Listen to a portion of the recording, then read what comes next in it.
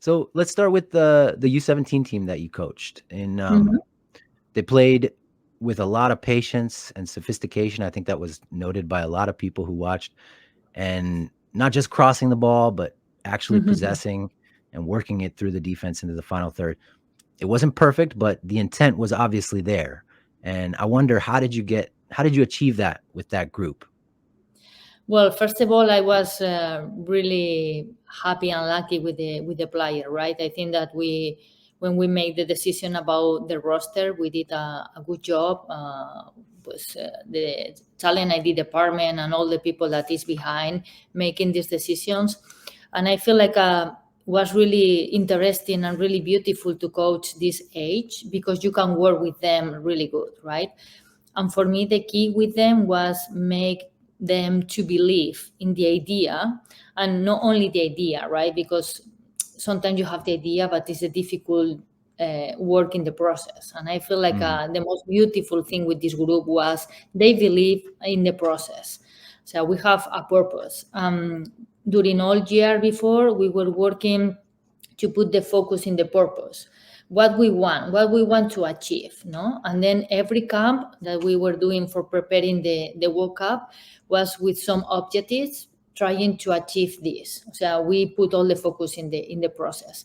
I feel like sometimes the people don't realize that they are younger, they are under 17s, there are girls, and then because it's US, you have this pressure like they have to win, and I feel right. this is a big mistake because then the team are right there, need to manage play very far from home in a different country with a different culture, with a different food, away from their families, and they have this pressure to wearing the, of course, the uniform, right? And we feel and they feel really privileged to wearing the uniform, but the key was putting the focus in the process.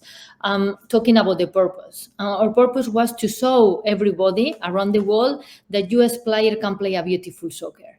And Mm, the good thing with this group, they embraced and they really wanted, and they did the work really easy for me to trying to achieve this, right? And one of the things differently was, let's try to play through the middle, right? Sometimes we see in other teams or different styles, like they tried, like I just say, play more long balls and then cross the ball, and then we try to do differently. Let's try break the lines, go through the middle, no?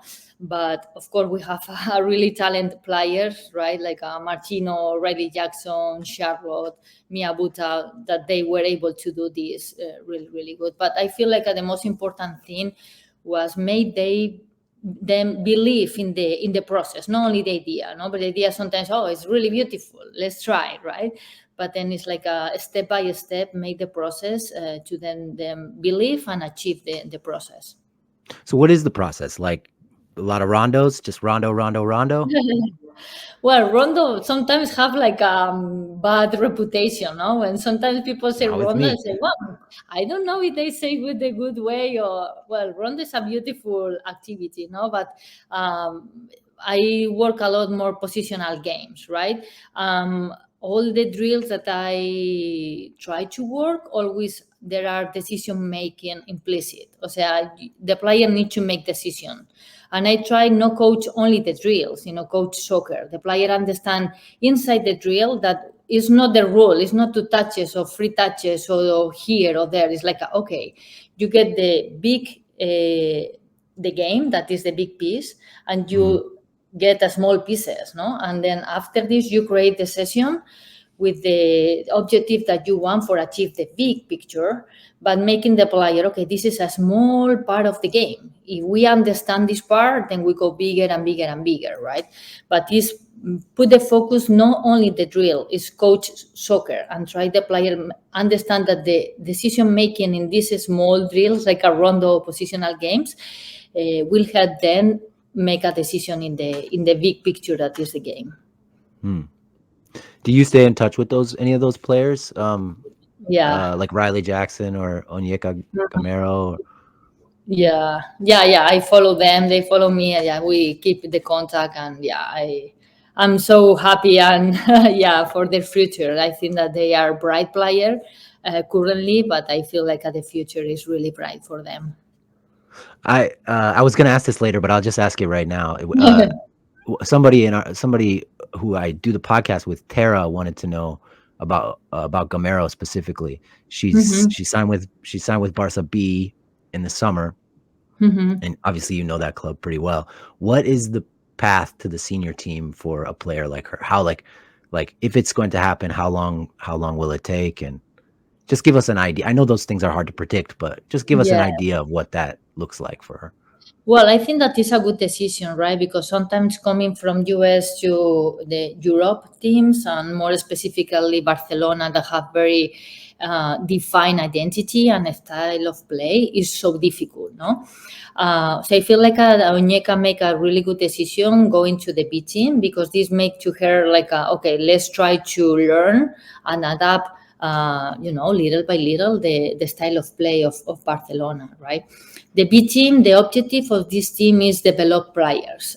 They don't have the pressure to win the league. That is really Mhm. important, and I think this help to this process, and the coaches and the players. Like, okay, you belong to the FCB Barcelona. You have this responsibility, of course, to play beautiful, to try to play under the style of play.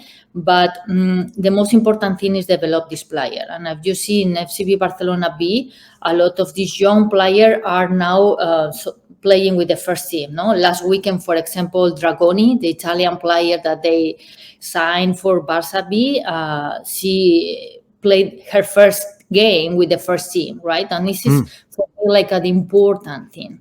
And I hope that Onyeka one day, when she will be prepared, get this opportunity, and I'm sure that she will take advantage. But for me, it's like it's important, the piece, the slow, the process.